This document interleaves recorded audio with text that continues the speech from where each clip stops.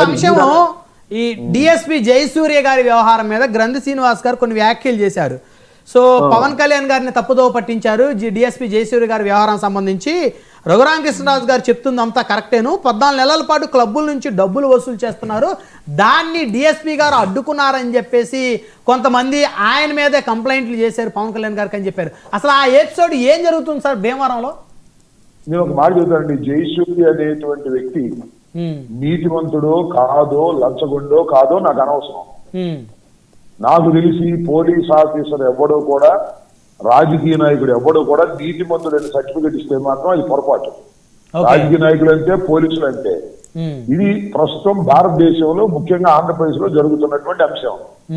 ఇక్కడ అంశం ఏంటంటే ఉప ముఖ్యమంత్రి గారు ఆఫ్టర్ ఆల్ ఒక డిఎస్పీ గురించి బహిరంగంగా కంప్లైంట్ చేయటం అనేది చాలా దురదృష్టకరం. అంటే డిప్యూటీ సీఎం గారికి విలువ లేదు అని నా అభిప్రాయం. ఎందుకంటే ఏదైనా ఒక డిఎస్పీ తప్పు చేస్తున్నాడనేటువంటి విషయం భావిస్తే డిప్యూటీ సీఎంతో మాట్లాడొచ్చు, హోంమంత్రితో మాట్లాడొచ్చు, మాట్లాడి ఇమీడియట్ యాక్షన్ చేయొచ్చు. మూడో కంటికి తెలియకుండా జరిగిపోద్ది యాక్షన్. అరే డైరెక్ట్ గా లేఖ రాయటం ఏంటండి, డైరెక్ట్ గా ప్రెస్ లో మాట్లాడటం ఏంటండి? అంటే మిగతా వాళ్ళు కూడా భయపడతారు, ఎవరైనా అధికారులు తప్పు చేసే అధికారులు భయపడతారు అనేటువంటి ఒక ఉద్దేశంతో ఆయన మాట్లాడి ఉండొచ్చు కదా సార్. మరి అట్లాగే కొలికిపూడి కూడా అట్లాగే మాట్లాడి ఉండొచ్చుగా. అంటే ఆయన వేరు ఈయన వేరు కదా ఎపిసోడ్. ఆయన ఎట్టా వేరు ఈయన ఎట్టా వేరు చెప్పండి, నాకు అర్థం కాదు. కొలికిపూడి తెలుగుదేశం నో ఎప్పుడు కూడా గుర్తుపెట్టుకోండి బ్రహ్మనాయుడు గారు, అడ్మినిస్ట్రేషన్ లో ఒక మంత్రివర్గ సభ్యుడు బహిరంగంగా ఇంకో ఎక్కడైనా ఇంటర్ఫీర్ కావచ్చు, there is no problem at all. But కానీ బహిరంగంగా పత్రికలు వచ్చే విధంగా మరొక శాఖలో అవినీతి జరుగుతుంది, అన్యాయం జరుగుతుందని చెప్పటం అనేది చాలా దురదృష్టకరం. అడ్మినిస్ట్రేషన్ సరిగా లేదని దాని అర్థం. ఆ ఉప ముఖ్యమంత్రి గారికి విలువ లేదని అర్థం.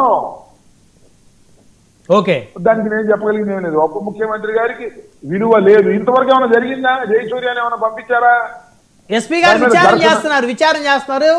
హోంమంత్రి గారు కూడా చాలా సీరియస్ గా ఉన్నారు. ముఖ్యమంత్రి గారు కూడా సీరియస్ గా ఉన్నారు. అవునవును భలే చెప్పారు. హోంమంత్రి గారు సీరియస్ గా ఉన్నారు, డీజీపీ గారు విచారణ జరుపుతున్నారు. వాస్తవాలు త్వరలో బయటకు వస్తాయి, అప్పుడు యాక్షన్ తీసుకుంటారో లేదో తెలుస్తుంది.